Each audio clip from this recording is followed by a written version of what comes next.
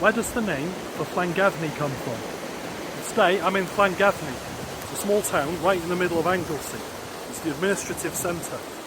The name's made of two parts, Llan, which is a parish, and Cefni, which is the name of the river. So it means the parish by the river Cefni.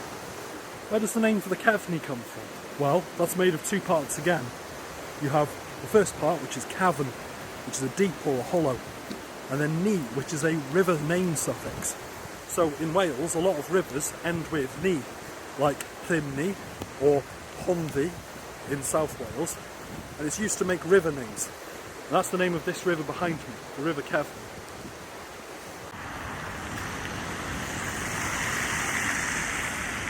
Now, in medieval times, Llangefni had a different name.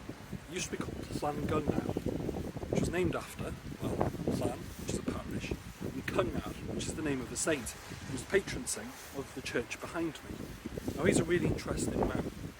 He was born in 488 in the kingdom of Dumnonia, so he was born just after the collapse of the Roman administration in one of the new Brythonic kingdoms that arose during that time. Now, Dumnonia is a really interesting word because it's where the word Devon comes from.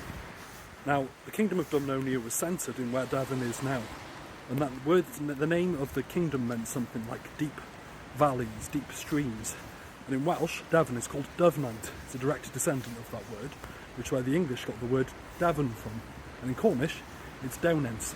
Anyway, diolch, subscribe.